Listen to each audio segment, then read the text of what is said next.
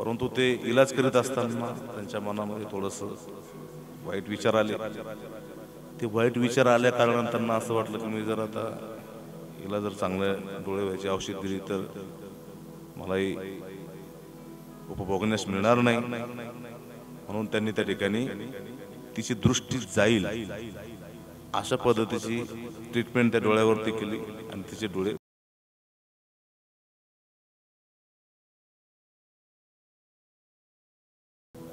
जीवन संघर्ष, कारण संघर्ष केल्याशिवाय काहीच मिळत नाही. आज जे आपण इथपर्यंत आलो, बाबासाहेबांनी जे आपल्याला इथपर्यंत आणलं, हे संघर्ष करीत आले. संघर्ष करण्याचा संदेश तुम्हाला दिलेला आहे. संघर्ष, जीवन एक संघर्ष. आता संघर्ष संघर्ष या संघर्ष शब्दाचा अर्थ चुकीचा घातला आपल्याला. संघर्ष करणं म्हणजे काय? एकमेकाला चांगलं बदलून काढणं. संघर्ष करणं म्हणजे एकमेकाला मारणं. संघर्ष करणं म्हणजे एकमेकाला झोडपणं. संघर्ष करणं म्हणजे भांडणं करणं. आपण असा चुकीचा अर्थ लावलेला आहे त्याचा. त्याच्यामुळं आपल्याला संघर्ष करणं म्हणजे काय हे कळलेलं नाही. संघर्ष करणं म्हणजे प्रत्येक गोष्टी, प्रत्येक आव्हानाला सामोरे जाणं, समतेनं प्रत्येक गोष्टीला पाहणं, सजग दृष्टीनं, सम्यक दृष्टीने प्रत्येक गोष्टीला वास्तविक रूपामध्ये पाहणं. ते प्रत्यक्ष ज्ञान ते आपल्याला केव्हा प्राप्त होतं? भगवान बुद्धाने आनापान सती या मनाला सजग करण्यासाठी, या मनाला स्वच्छ करण्यासाठी, परिशुद्ध करण्यासाठी, एकाग्र करण्यासाठी, किंवा मनाला वश करण्यासाठी, किंवा मनाला समाधिस्थ करण्यासाठी आनापान सती या साधनेचा अभ्यास आपल्याला दिला आहे. आनापान, आनापान, आना पान. आना पान म्हणजे येणारा श्वास. आना म्हणजे येणारा श्वास. पान म्हणजे जाणारा श्वास. आना पान. आता पान म्हणले का तुम्ही? पान. आना पान सती. येणारा श्वास, जाणारा श्वास. श्वास कुठे येतो, कुठं जातो ह्याची आपल्याला काहीच खबर नाही. श्वास कुठे येतो, कुठं जातो याची आपल्याला आहे का खबर? बसलात बसलात, ऐकणं सुरू. परंतु श्वासावरती लक्ष देऊन जर तुम्ही हे ऐकलं तर तुम्हाला याचा बोध होईल. श्वास येत आहे, श्वास जात आहे, हा या शरीराचा धर्म आहे. श्वास आत येत आहे, नाकाच्या माध्यमातून या हृदयापर्यंत श्वास आत येत आहे, श्वास बाहेर जात आहे, हा या शरीराचा धर्म आहे. आणि शरीर तुम्हाला विचारू किंवा तुम्हाला पुसून किंवा तुमचं काही परमिशन घेऊन हा काय श्वास येत नाही. श्वास हा शरीराचा गुणधर्म. त्याच्या पद्धतीने तो येतो, त्याच्या पद्धतीने तो जातो. तो नैसर्गिक आहे. नैसर्गिक आहे, कोणाच्या हातामध्ये नाही. दीर्घ श्वासाची आवश्यकता पडली तर ते दीर्घ श्वास घेतो. रस्व श्वासाची आवश्यकता असली तर रस्व तर चालूच आहे त्याच्या माध्यमातून. काही काही वेळेला तर एकदम श्वास असा थांबल्यासारखा वाटतो, एकदम शांत झाल्यासारखा वाटतो. परंतु जेव्हा आपण ध्यान देऊ, खूप चांगल्या प्रकारे ध्यान द्यायला शिकू, खूप चांगल्या प्रकारे या ठिकाणी लक्ष केंद्रित करायला शिकू श्वासावरती, तर तेव्हा आपल्या लक्षात येईल की हा श्वास. केव्हा? पाठीचा कणा सरळ, डोकं सरळ, मान सरळ आणि संपूर्ण लक्ष श्वासावरती केंद्रित करावं लागतं.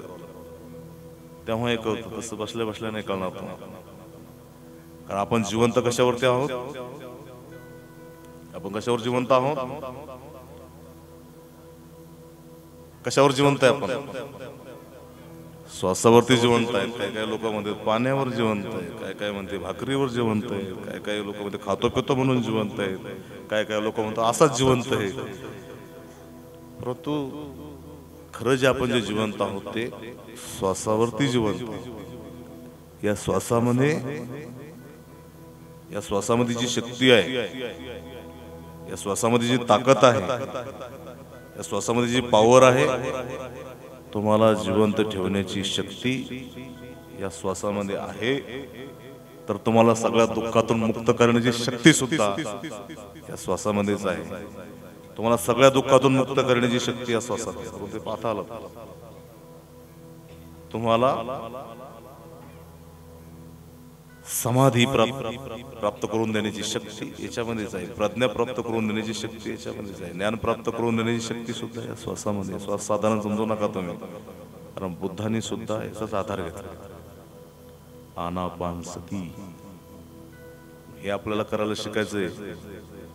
हे शिकायचं सांगितलं आपल्याला. अलर्ट राहायचं. सती म्हणजे सजग राहणं. सती हा पाली शब्द आहे.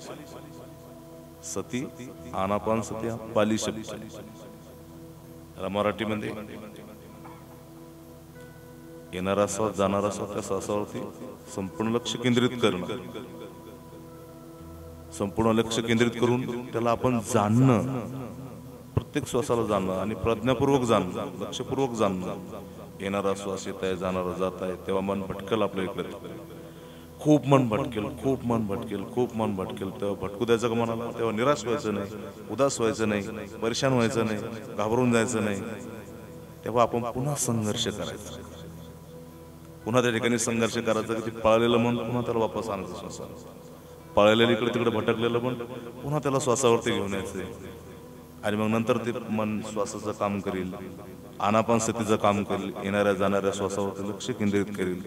आणि मग हळूहळू हळूहळू तुमचं मन त्या ठिकाणी वश होईल आणि वश झालेलं मन समाधीमध्ये परिवर्तित होईल. मग ती समाधी तुम्हाला त्या ठिकाणी शांती देईल. ती समाधी तुम्हाला प्रज्ञेकडे घेईल. प्रज्ञा म्हणजे प्रत्यक्ष ज्ञान. आता काय अनुभूती होत आहे या शरीरामध्ये त्याची तुम्हाला जाणीव होईल, तुम्ही जागृत होसाल. पण केव्हा हा अभ्यास केल्यावरच. बिना अभ्यासाचं इथं पास होता येत नाही कोणाला. तुमचं असं आहे, सासूबाईचं सुनबाईचं दुखायला लागलं ते सासूबाईला म्हणते तू गोळ्या घे, तो गोळ्या घेतल्या की मी बरोबर. असा आपला अभ्यास आहे. सासूबाईला भूक लागली ती म्हणते सुनबाईला तू खाय, तू जेवली म्हणजे माझी भूक जाईल.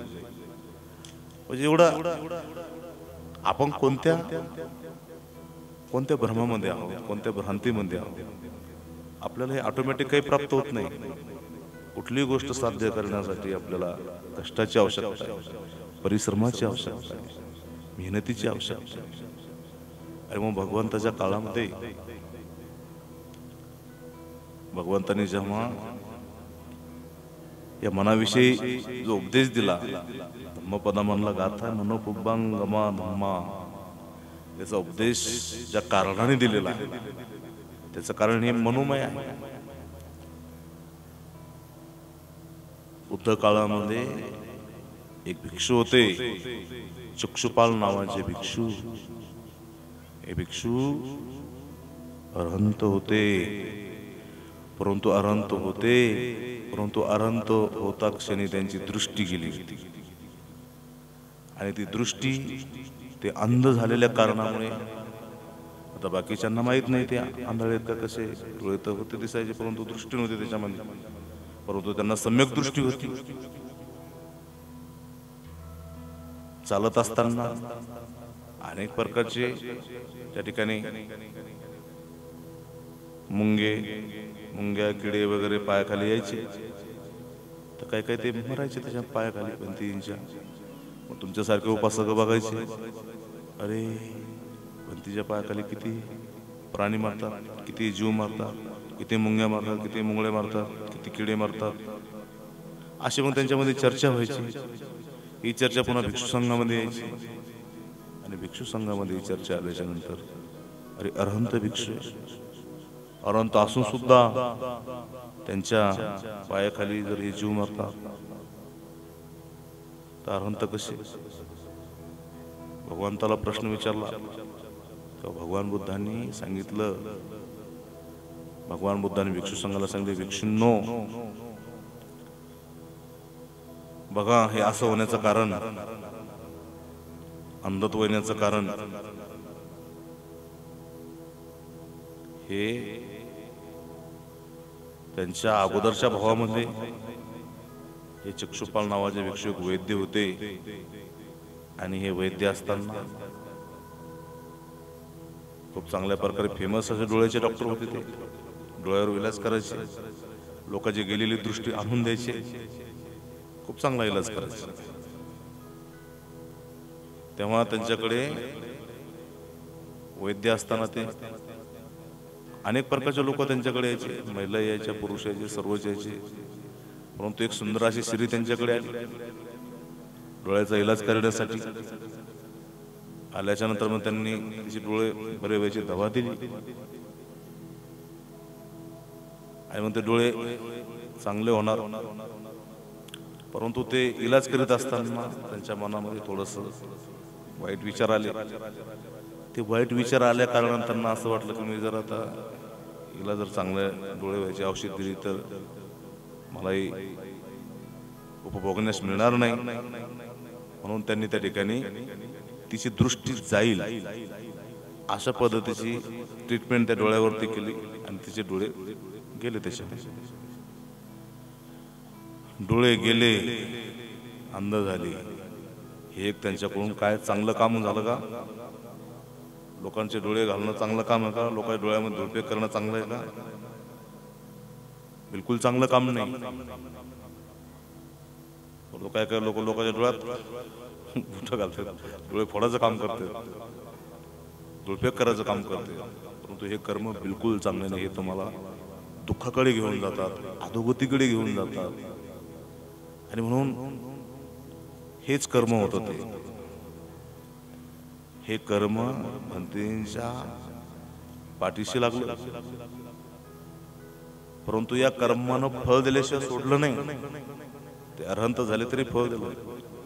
कर्मफळ हे कोणाला सोडित नाही, कर्म कोणाला सोडित नाही. जैशी करणी वैशी धरणी. तुम्ही म्हणता बोलणं सोपं आहे, म्हणणं सोपं आहे. जैशी करणी वैशी करणी करताना आपण आहे कसा आहोत? करणी करताना आपण चुकीचेच काम करण्याचा निर्णय जास्त घेतो. म्हणतो आपण जैशी करणी वैशी भरणी. ज्याचा हात मोडन त्याच्या गळ्यात पडन. आपण याच्या पुढे बी म्हणतो.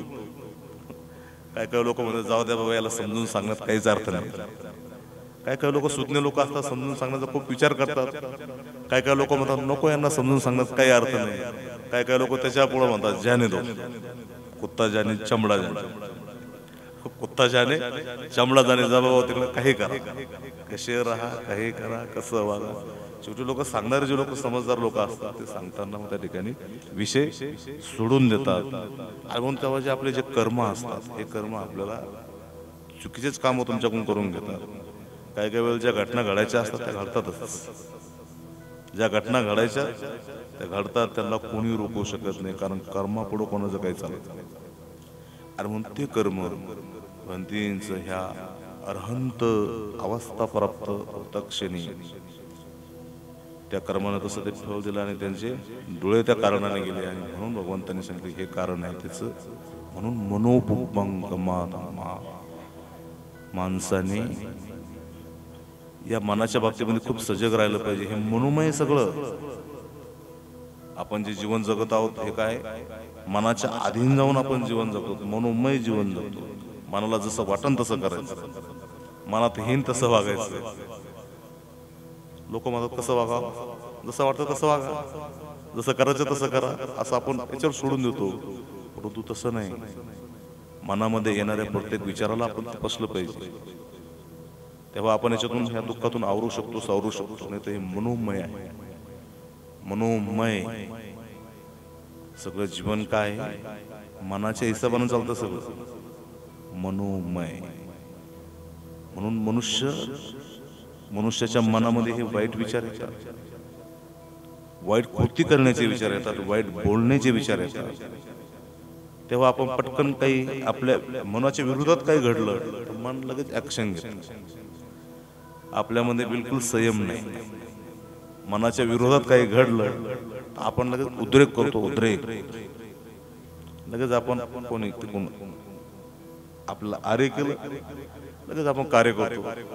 परंतु काय काय लोक म्हणतात आपले लोक हे करतात, परंतु बामणा मारवाड्याच्या लोकांकडे जर आपण पाहिलं ते शांतच राहतात. ते एकदम शांत राहते, काय रिॲक्शन देत नाही, ते काय बोलत नाही, ते काय म्हणत नाही. त्याच्या अंगावर धावून गेलं ते काय म्हणत नाही. त्यांच्या अंगावर जरी धावून त्याला मारायला धावून गेलं ते काय बोलत नाही. अरे हे असं कसं काय, असं आपण वरवर विचार करतो. परंतु आज जाऊन जर आपण थोडासा डीप जाऊन जर विचार केला तर त्या लोकांनी बुद्ध स्वीकारलाय. ते लोक एवढ्या लोकांच्या नांदी लागत नाहीत, मूर्खांच्या नांदी लागत नाहीत, मूर्खांची संगती करत नाहीत. लोकांना मूर्ख बनवण्याचं काम करतात. लोकांना मूर्ख बनवण्याचं काम ते मूर्ख बनत नाहीत, दुनियाला मूर्ख बनवतात. परंतु बुद्ध स्वीकारला त्यांना. हा संयम आहे त्यांच्यामध्ये. आपल्यामध्ये बिलकुल संयम नाही, आपण डायरेक्ट ऍक्शन घेतो. म्हणून कर्माचे फळ आपल्याला भोगावं लागतं. आणि मग ती जमात आज संपूर्ण देशावर राज्य करते. का राज्य करते? बुद्ध स्वीकारला. बुद्ध त्यांच्या आत ते बाहेर दाखवित नाही. आपलं कसं जय भीम बोलो किधर भी चलो नमो तस्स, जसं होईल तस्स नमो तस्स.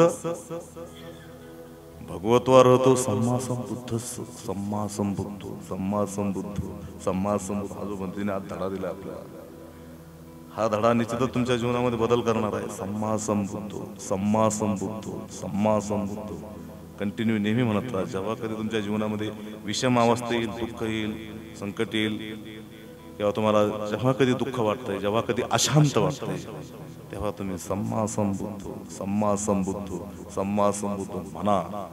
काय काय लोकांना हे म्हणू बी वाटत नाही, आयतच पाहिजे सगळं. सगळे सुख माणसाला आपल्याला सगळे आयती सवय लागली, आयती सवय लागली. कसं ऑटोमॅटिक कसं येईल, आपोआप कसं येईल, असं बसल्या बसल्या कसं मिळेल, घरी बसल्या बसल्या कसं जेवायला मिळेल, घरी बसल्या बसल्या कसं सगळं काही प्राप्त होईल. ही सवय फार बेकार लागली आपल्या लोकांना. कष्ट करण्याची सवय नाही, अभ्यास करायची सवय नाही त्या ठिकाणी. त्याच्यामुळे सगळं जीवन आज उद्ध्वस्त होत आहे. तुम्ही लोक आळशी झाला, त्याच्यामुळे मुलं आणखी आळशी व्हायला लागले. आता मगाच्या बंतीने सांगितलं की हे पिढीचं काम आहे पुढच्या पिढीपर्यंत धम्म पोहोचवायचं किंवा चांगले विचार पोहोचवण्याचं काम, बुद्धाचे विचार पोहोचवण्याचं काम, बाबासाहेबांचा संदेश पोहोचवण्याचं काम या पिढीचं आहे. ही जर पिढी अशी आळशी बनली तर पुढची पिढी निश्चित त्याच्यापेक्षा दुप्पट आळशी झाल्याशिवाय राहणार. पुढची पिढी एकदम आळशी बनली तर त्याच्या पुढे 100 पट आळशी होईल. आणि ती जर पिढी तशी बनली तर येणाऱ्या पिढ्या एकदम अशा शिळपट बनवून जातात. अशा बनणाऱ्या ज्या पिढ्या आहेत ह्या काही कारण गुलाम अंधभक्त होत. म्हणून अंधभक्ती काही कामाची नाही. अंधभक्ती आज फक्त सगळीकडे अंधभक्ती सुरू आहे. ही अंधभक्ती तुम्हाला अंधभक्त बनवू नका. बाबासाहेबांनी काय सांगितलं, मला अंधभक्त नकोय, मला 5च पाहिजे, मला 5च पाहिजे, परंतु ते सिंहाचे छावे पाहिजे. तसं आपल्याला बनायचंय. म्हणून बाबासाहेब सांगतात शिका शिका. तर हे शिका. सगळ्या बाबतीचं आपण प्रशिक्षण आपल्यापाशी ठेवलं पाहिजे. कुठल्याही बाबतीमध्ये आपण कमी नाही पडलं पाहिजे. सगळ्या गोष्टींचा आपल्याला अभ्यास असला पाहिजे. आणि म्हणून ते शिक्षण बाबासाहेबांनी तुम्हाला दिलं. आपण इथं शिक्षण यालाच म्हणून बसलोच नसतं. शाळामध्ये जायचं, घरी यायचं, शाळामध्ये जायचं, घरी यायचं. शाळामध्ये काय शिकतो याचा बिलकुल काही अभ्यास नाही. शाळेमध्ये जायचं, घरी यायचं, परीक्षामध्ये नापास, हा अभ्यास. तर हे व्हायचं कारण काय? लेकरं आपले जर आज पाठीमागे येण्याचं कारण जे त्यांना तुम्ही जबाबदार आहात. तुम्ही जबाबदार असून म्हणजे लेकरांचा जो लाड करता, अति महार लाड, हा त्याला अधिक जबाबदार अधिक जबाबदार.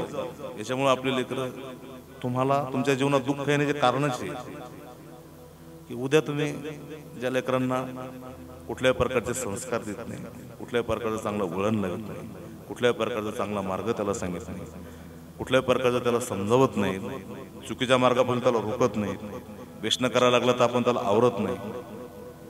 थोडंफार व्यसन लागायला लागलं लोक म्हणतात, माय म्हणते जाऊ दे ना, खाऊ दे ना, खातोय पुढीच तर खातोय, बिडी थोडी पितोय, असं आपण बोलून तर ती सवय लागून जाते. असं करता करता मग तो दारू पितो.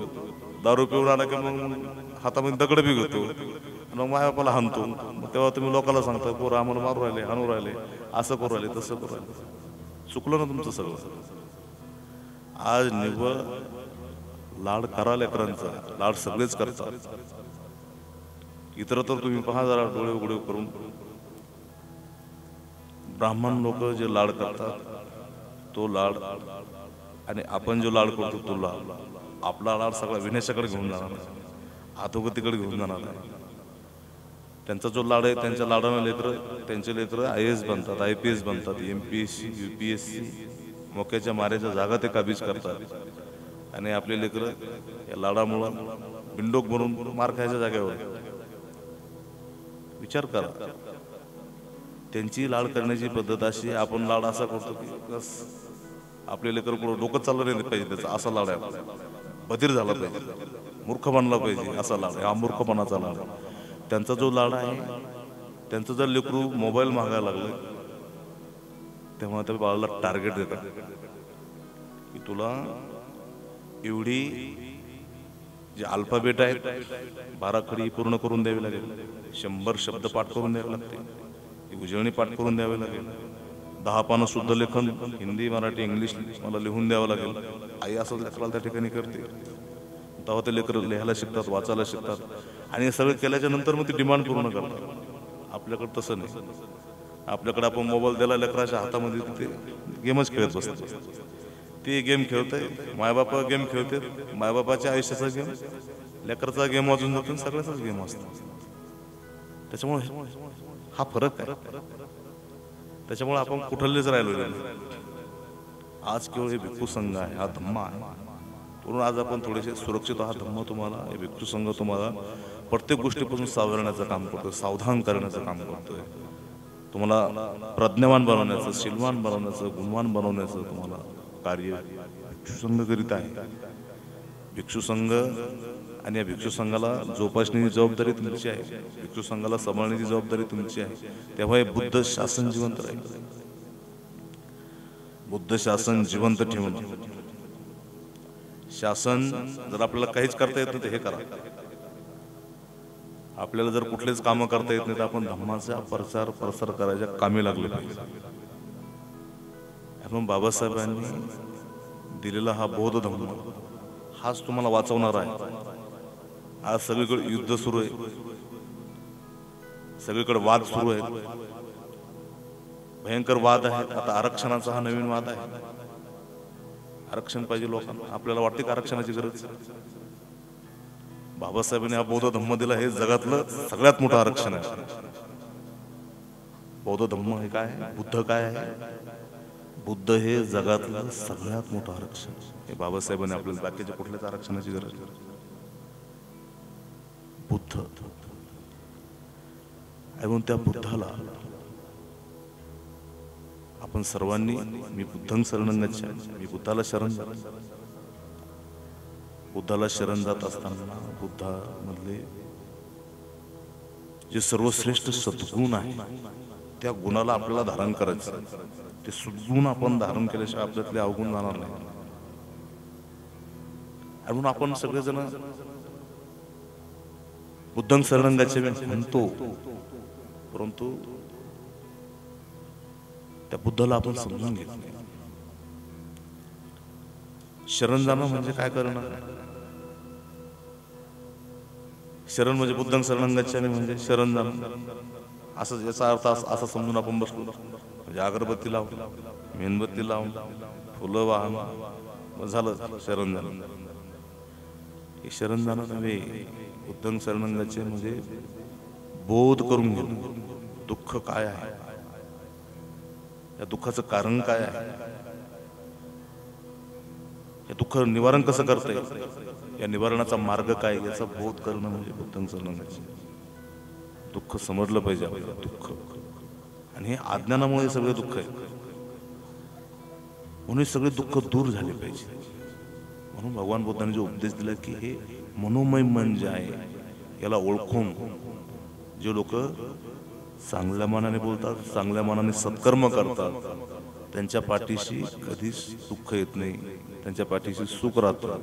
ज्याप्रमाणे सावली कधी सोडून जात नाही त्याप्रमाणे सुख पाठीशी राहतं. तेव्हा एक उदाहरण आहे त्याच्यामध्ये की एक मठ्ठ कुंडली नावाचा एक एकुलता एक मुलगा आहे, धनवान बापाचा मुलगा आहे. वडील खूप धनवान आहे, श्रीमंत आहेत, खूप पैशावाला माणूस आहे. परंतु त्याचा धनामध्ये खूप जीव आहे. त्याला धन खर्च वाटत नाही, त्याला धन कोणाला देऊ वाटत नाही. फक्त तो जमा करण्याचं कळतं, जमा कसं करता येईल, वाढवता कसं येईल, एवढा जीव. परंतु तो एकुलता एक मुलगा आजारी पडला. आता एकुलता एक मुलगा आजारी पडल्याच्या नंतर हा पिता, या पित्याकडे एवढं मोठं धन आहे, परंतु बिलकुल तो ते धन खर्च करीत नाही. कारण ह्या मुलासाठी मी जर पैसे खर्च केले माझं धन जाईल, धनात जीव आहे, लेकरात जीव नाही.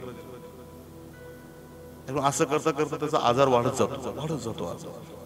एक दिवस एवढा तो आजार वाढतो की मग तो त्याला घरात ठेवत नाही. कारण एकुलता एक मुलगा करून येणारे जाणारे लोक बघतात की काय झालंय, मठ्ठ कुंडलीत पहिला खेळायचा दिसायचा, इकडे तिकडे आता दिसत नाही, काय नाही. पण लोक बघू लागले, पाहू लागले. पाहुणे रावळ्यापर्यंत खबर गेली, ते सुद्धा येऊ लागले पाहायला. हे दुखणं कसं काय बरं होत नाही, काय नाही. तो फुकटच्या वेळेलाच पाहायचा, गावरांनीच करून यानं बरं होतं का, त्यानं बरं होतं का, आहे ते सांगा आम्हाला खोटे काही बी करायला. लोक तयार होतात फुकटचे इलाज घ्यायला. फुकटचे सल्ले मस्त आवडतात, ते फुकटचे सल्ले धोक्यात टाकते, संकटात टाकते. तसा हा करू लागला, परंतु काय झालं नाही. शेवटी तो आजार बळावला. मग त्याने त्या मुलाला घराच्या बाहेर ठेवलं. आपल्या घरात लोक आले तर पाहतेन, माझं धन पाहतेन, माझा पसारा पाहतेन, घरातलं सामान पाहतेन, अरे याच्याकडे एवढं सगळं काय असून पोरासाठी काही लावेना नाही, अशी आपली बदनामी होऊ नये म्हणून त्यानं काय केलं, एकदम रस्त्याच्या कडेला त्याला एक झोपडा बांधून दिलं, त्याच्यामध्ये त्याला ठेवलं. जगाचं तर जग, मराचं तर मर, अशा अवस्थेमध्ये त्याला ठेवलं. असे बी निर्दयी लोक असतात, अशा सुद्धा स्वभावाचे लोक असतात, लोभी स्वभावाचे लोक. त्यांना काही समजत नाही, मोहाने मूड झालेले लोक. ते पद्धत त्यांना धन दिसतं, त्यांना पद्धत कमवायचं दिसतं, ते देत नाही, समाजात काही देत नाही, स्वतः काही खात नाही, परिवाराला खाऊ देत नाही, कुठल्या कार्यामध्ये ते काही देत नाही. मग अशा लोकांची काय अवस्था असते. आणि एक दिवस किती भयंकर आता या लेकराची अवस्था झाली. कसं करायचं त्यानं, आता काय, आता मराचाच मार्ग बाकी राहिला. आता काय, मृत्यू आला, जवळ आला. परंतु मृत्यू येत असताना तुझं मठ्ठ कुंडली आहे, त्यानं पाहिलं की यार या जीवनाचं काही खरं नाही, इथं कोणीच कोणाचं नाही, इथं कोणीच कोणाचं नाही, कोणीच कोणाला वाचवत नाही. शेवटी जावं तर एकट्याला जावं लागतंय, आणि जाताना सोबत काही येत नाही, जाताना सोबत काहीच येत नाही, सगळं काही जागेवर राहतं. त्याला ते मृत्यूशयीच्या अवस्थेवरती सगळं कळलं की काही सोबत येत नाही. त्याला अनुभवानं बी कळालं की एवढं मोठं सगळे मी एकुलता एक असताना सुद्धा मला कोणी वाचवण्याचा प्रयत्न करीत नाही. म्हणून त्याने विचार केला की हे सगळं दुःख आहे. आणि त्या क्षणी भगवान बुद्ध तिथून जात आहे. त्याने काहीच केलं नाही, मनातले सगळे विचार काढून टाकले, मनाला एकदम प्रसन्न केलं, प्रसन्न केलं, मनाला एकदम शांत केलं, मनाला एकदम शांत केलं. भगवंताकडे पाहून, बुद्धाकडे पाहून अधिकच ते मन परिशुद्ध झालं. आणि ते परिशुद्ध मन झाल्याच्या नंतर, ते शुद्ध चित्त झाल्याच्या क्षणी त्याला मृत्यू येतो. मृत्यू आल्याच्या नंतर लगेच त्याची दिव्य गती, सुगती होती, सद्गती होती. आणि मग ते सगळं विधी झाल्याच्या नंतर, अंत्यविधी झाल्यानंतर भिक्षू संघ चर्चा होते, सगळ्या लोकांची चर्चा होते की बाबा हे बापाने पोराला वाचवलं नाही, आम्हाला यानं थोडंसं धन खर्च केलं नाही, थोडेसे कष्ट घेतले नाही, असता वाचला असला, एवढा मोठा श्रीमंत माणूस पोराला वाचू शकला नाही, अशी चर्चा होते. तेव्हा भिक्षू संघ भगवंताला प्रश्न विचारतो, भगवान मठ्ठ कुंडलीची काय गती झाली असेल? तेव्हा भगवंतांनी सांगितलं सुगती झाली. कशामुळे? तेव्हा भगवंतांनी त्याचं चित्त पाहिलं की त्या चित्तामध्ये प्रसन्नता आहे, देण्याची भावना आहे, उदारता आहे. परंतु काही नाही, परंतु देण्यासाठी काही जरी नसलं माणसाला तर माणसाचं मन प्रसन्न असतं. आणि ते प्रसन्न मन, तुम्ही तर बसल्या बसल्या साधुकार जरी दिला पण प्रसन्न मनाने दिला तर ते पुण्य होते. ते एक सत्कर्म म्हणतो तुमच्या वाणीचं क्षेत्रात मनाच. आणि म्हणून त्या ठिकाणी त्या प्रसन्न मनाने भगवंताला त्याने अभिवादन केलं. मी बुद्धाला शरण येतो, धम्माला शरण येतो, संघाला ती शरण घेतली. आणि ते प्रसन्न असतानाचं चित्त, मृत्यूच्या क्षणीचं जे चित्त आहे, चित्ती चित्त त्याचं प्रसन्न होतं. म्हणून भगवंताने सांगितलं याची दिव्य गती. तेव्हा वडील विचारू लागले, मी कधी विहारात नाही आलो, तो कधी विहारात नाही आला, तुमचं कधी प्रवचन ऐकलं नाही, कधी आम्ही दान केलं नाही, कधी काही नाही, कसं काय सद्गती झाली, कसं काय त्याची दिव्य गती झाली? आम्ही तर कधीच काही हे ऐकलं नाही तुमचं, आम्ही तुमच्यापासून दूर होतो, कसं काय झालंय सर? तेव्हा भगवंतांनी ते कारण सांगितले, मनस्साचे प्रसन्ने. तेव्हा त्या ठिकाणी तो बाप रडतोय, नाही आता मला मुलगा पाहिजे, अरे मोठं कुंडली बाळा तू वापस ये. पुढं म्हणतो मला हा मुलगा पाहिजे, मला आता मुलगा पाहिजे. आता मेल्याच्या नंतर रडतात लोक, जिवंत असताना कोणी कोणाला पाहत नाही, जिवंत असताना कोणी लोक जमा होत नाही, मृत्यूच्या वेळेला सगळेच जमा होतात. माणसाला जाळासाठी, सरणावर नेण्यासाठी हजारो लोक जमा होतात, पण दुःखी असताना कोणी येत नाही. आणि म्हणून त्या ठिकाणी तो बाप आता रडतोय, मला तू पाहिजे बाळा, मला तू हवा होतास, आता तू ये. तेव्हा तो मुलगा म्हणतो, तो आता ते दिव्य गतीमध्ये तो देवपुत्र झालेला आहे. तेव्हा तो म्हणतो, आता मी येतो, परंतु तू मला हे जे चंद्र आहे, आता मी गाडी बनवली, माझ्या गाडीला चाकं पाहिजे, मी गाडी तयार केली, आता मला गाडी खेळायसाठी चाकं पाहिजेत. चाकं बनवण्यासाठी मला चंद्र पाहिजे आणि सूर्य पाहिजे. तो चंद्र आणि सूर्य जर तुम्हाला देत असेल तर मी येतो. तू जर मला चंद्र आणि सूर्य जर देत असतील तर मी वापिस येतो. तेव्हा तो विचार करतो, आता चंद्र आणि सूर्य कुठून द्यायचा, शक्य काय? त्याच्यामुळे तू जर चंद्र आणि सूर्य देत असेल मी येत नाही. पण ह्याची अपेक्षा जी आहे,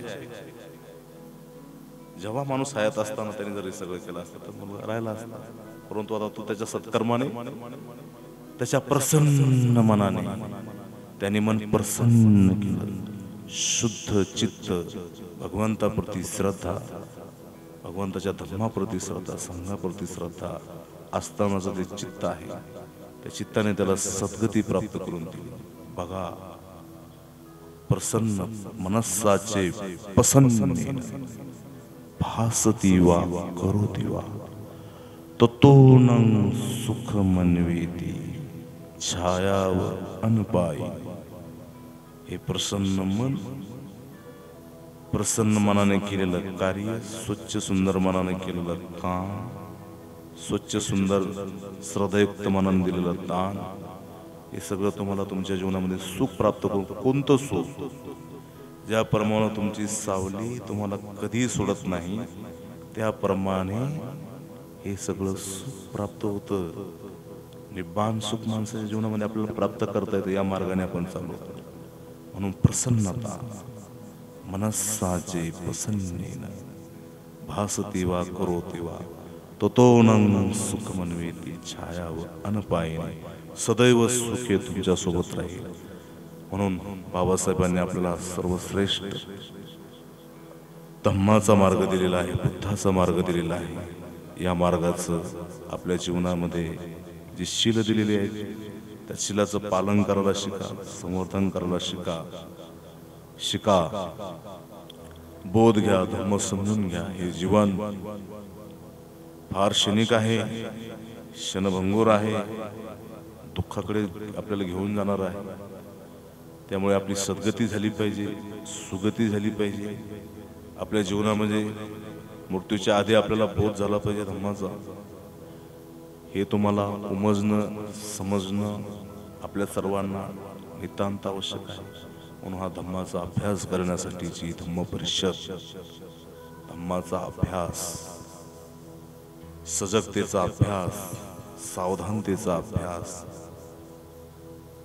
शिलाचं संवर्धन करण्याचा अभ्यास, शिलाचं पालन करण्याचा अभ्यास, मनाला वश करण्याचा अभ्यास, चित्ताला समाधी लावण्याचा अभ्यास, प्रज्ञा प्राप्त करण्याचा अभ्यास, विमुक्ती प्राप्त करण्याचा अभ्यास, निप्पान प्राप्त करण्याचा अभ्यास ही धम्म परिषद आपल्याला शिकवते. ही 38वी बौद्ध धम्म परिषद ही चिरायू हो, आपल्या सर्वांचं मंगल हो. ही मंगलमय कामना, मंगलमय आशीर्वाद देऊ.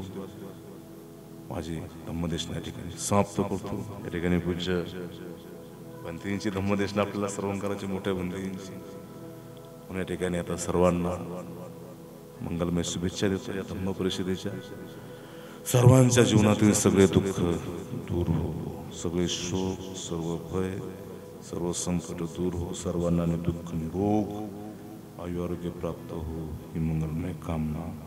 भवतु सप्तमंगलम, भवतु सप्तमंगलम, भवतु सप्तमंगलम. साधु साधु साधु. बुद्धं नमामि, बुद्ध को नमन करता हूँ. धम्मं नमामि, धम्म को नमन करता हूँ. संघं नमामि, संघ को नमन करता हूँ.